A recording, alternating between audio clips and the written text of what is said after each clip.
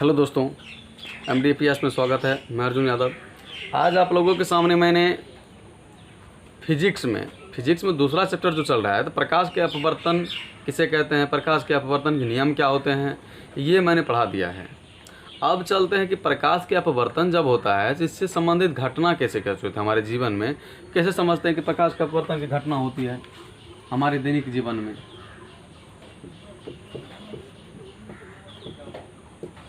हमारे दैनिक जीवन में प्रकाश के अपवर्तन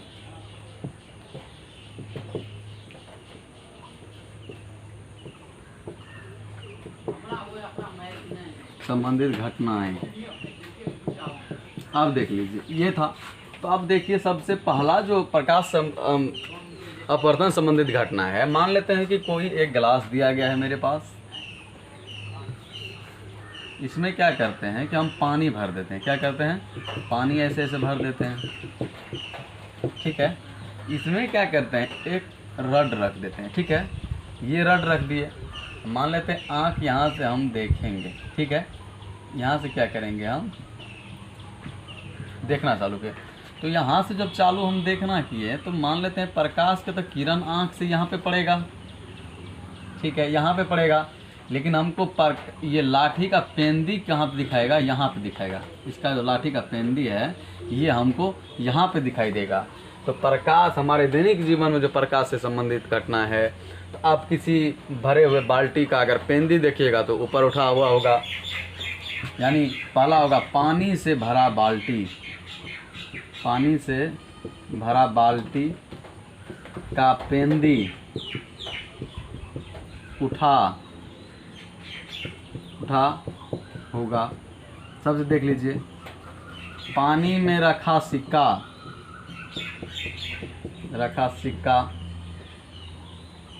ऊपर दिखाई देगा। ये सब सारे प्रकाश के अपवर्तन संबंधित घटनाएं हैं, ठीक है। क्योंकि अगर बाल्टी में पानी भी रखेंगे तो उसका पेंदी उठा हुआ प्रतीत होगा। अगर पानी में कोई भी छड़ रखेंगे तो छड़ क्या लगेगा? छड़ लगेगा ऊपर में, रहेगा पेंदी तक। छड़ में देख लीजिए ना, यहाँ तक पेंदी में है, लेकिन आपको लगेगा कहाँ? ये सब क्या है? प्रकाश के अपवर्तन संबंधित घटना है। प्रकाश अपवर्तन संबंधित घटना है। आपसे क्वेश्चन पूछ दिया जाएगा कि पानी में रखा हुआ बाल्टी का पेंदी उठा हुआ प्रतीत होता है, यह कौन सा घटना था? प्रकाश के अपवर्तन संबंधित, प्रकाश के अपवर्तन संबंधित। अब देखिए, अब मैं अगले टॉपिक के पास चलता हूँ कि किसी कांच के आयताकार सिली में अगर प्रकाश की किरण को गमन कराएंगे तो क्या होगा। मान लेते ये कांच का कोई आयताकार आकृति दिया गया है मेरे पास, ठीक है। मान लेते कोई बॉक्स है या कोई शीशा का आयताकार कांच जो बना है, उसका सिली दिया गया है, जिसका नाम दिया गया ABCD लिख। किसी कांच के आयताकार सिल्ली से प्रकाश की किरण को गुजारने पर, जब किसी कांच के आयताकार सिल्ली से प्रकाश की किरण को गुजारेंगे तब क्या होगा। तो अब देख लीजिए, यहाँ पे तो ये निर्वात हो जाएगा। ये तो यानी विरल माध्यम है। यहाँ पे क्या है? ये तो सघन माध्यम है। कांच है तो इसमें प्रकाश की चाल कम होगा। और फिर उसके बाद देख लीजिए, निर्वात है यानी विरल माध्यम है। ये क्वेश्चन सब बार बार पूछा जाता है कि कांच के आयताकार सिल्ली से प्रकाश की किरण गुजारेंगे तो क्या होगा। डायग्राम पूछिए। तो सबसे पहले ऐसे करके हम ABCD, एक कांच का आयताकार सिल्ली है। अब उसमें क्या करेंगे कि कोई प्रकाश की किरण हम ले आएंगे। प्रकाश की किरण आएंगे तो यहाँ से तो ये तो विभाजक सतह यानी प्रकाश के शुरू हो जाएगा अपवर्तन होना। तो यहाँ से जो होगा अपवर्तन, तो सबसे पहले ये ऐसे करके होगा, ठीक है। उसके बाद ऐसे आएगा। अब देख लीजिए, अब आप लोग बोलेंगे कि ऐसा क्यों हुआ। अगर प्रकाश की देख लीजिए, यहाँ पे क्या है? अभिलंब। क्या है? मान लेते हैं N और N' अभिलंब है। यहाँ भी क्या है? अभिलंब है,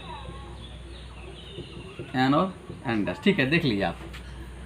अब देखिए आपको, यानी प्रकाश की किरण जो A है और O है, तो यानी A से O बिंदु तक जब प्रकाश की किरण आया तो यहाँ से अपवर्तन होना चालू हो गया।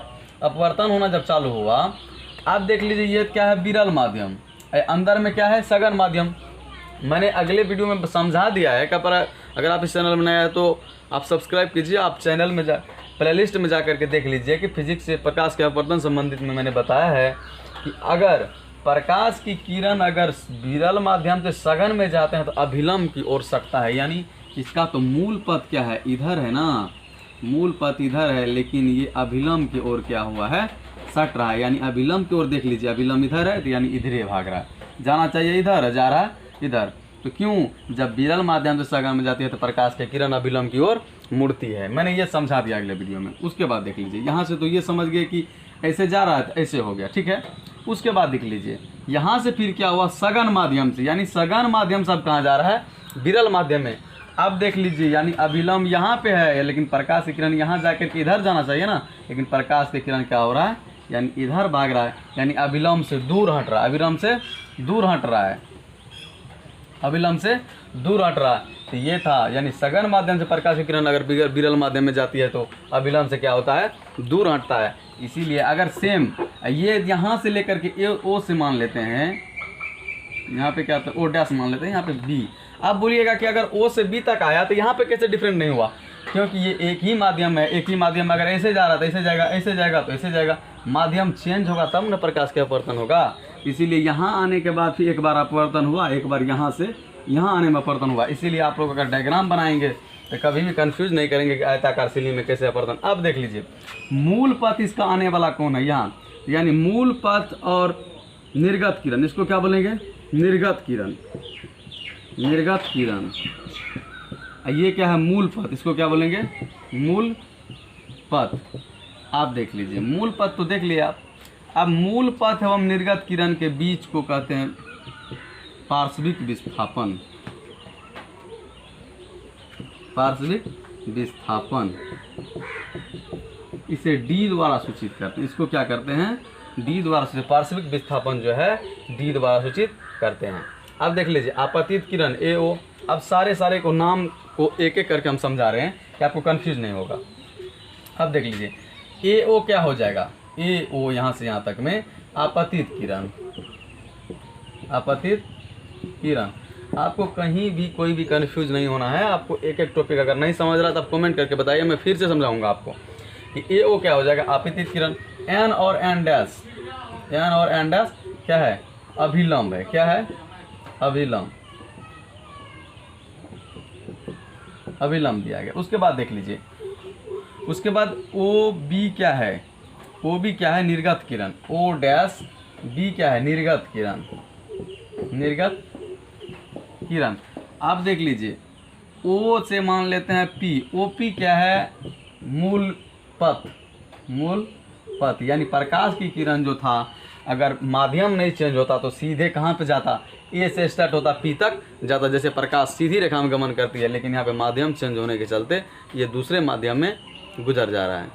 सबसे पहले ये समझ गए। उसके बाद देख लीजिए अब अंडर समझ डी, डी क्या है, पार्श्विक विस्थापन,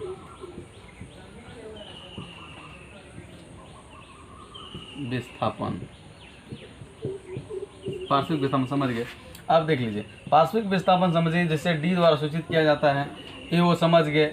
अब देख लीजिए ये हुआ आपतन कोण, ये क्या हुआ, आपतन कोण, आपतन कोण। आपतन कोण क्या हो जाएगा, ए ओ एन, ए ओ एन, समझ गए आपतन कोण। आप देख लीजिए निर्गत कोण जो हो जाएगा, निर्गत कोण हो जाएगा, निर्गत कोण, निर्गत कोण जो हो जाएगा ओ यानी एन ओ डैश बी हो जाएगा, एन ओ डैश बी हो जाएगा, ठीक है। उसके बाद देख लीजिए आपतित कोण, समझ आपतन बिंदु और अपवर्तन बिंदु, ये समझ गए। अब उसके बाद देख लीजिए पार्श्विक विस्थापन के लिए थोड़ा गुण है, पार्श्विक विस्थापन कैसे बढ़ेगा, मूल पथ और पार्श्विक विस्थापन में क्या अंतर है। सबसे पहले ये समझ गए तो आप थोड़ा देख लीजिए कंडीशन, यानी पार्श्विक विस्थापन डी का मान कैसे कैसे होगा। पहला होगा पार्श्विक विस्थापन बढ़ेगा जब निर्गत कोण, जब यहाँ पे होगा पार्श्विक विस्थापन तब बढ़ेगा जब निर्गत कोण जो होगा क्या होगा, यानी आपतन कोण, आपतित अपतन कोण ये अपतन कोण निर्गत कोण से क्या होगा, बड़ा होगा। आपतन कोण निर्गत कोण से क्या होगा,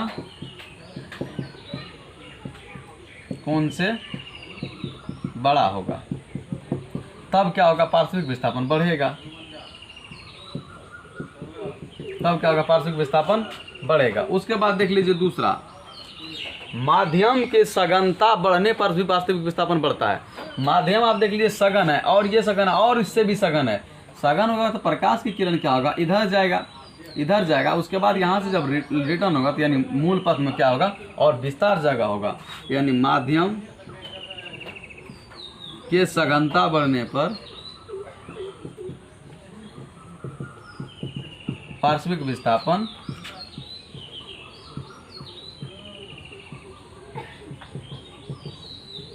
बढ़ता है। माध्यम की सघनता बढ़ने पर पार्श्विक विस्थापन बढ़ता है। अब देखिए तीसरा, यानी म्यू बढ़ने पर, यानी साइन आई बटा साइन आर, साइन आई इसको बोलते हैं, साइन आर इसको, यानी साइन आई बटा साइन आर, यानी माध्यम की अपवर्तनांक, माध्यम के अपवर्तनांक बढ़ने पर, माध्यम का अपवर्तनांक बढ़ने पर भी पार्श्विक विस्थापन बढ़ेगा। ये था, यानी माध्यम के अपवर्तनांक बढ़ने पर भी क्या होगा, पार्श्विक विस्थापन बढ़ेगा। उसके बाद देख लिए, ये तो समझ गए। अब उसके बाद क्या होगा, कांच के आयताकार सिल्ली की मोटाई बढ़ने पर, ये देख लीजिए इतना है, अगर इसको हम इतना कर देंगे तो ये भी क्या होगा, पार्श्विक विस्थापन बढ़ेगा। यानी चौथा हो जाएगा, यानी कांच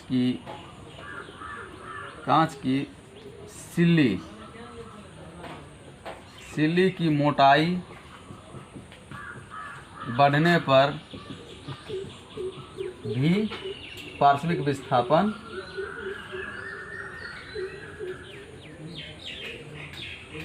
बढ़ेगा।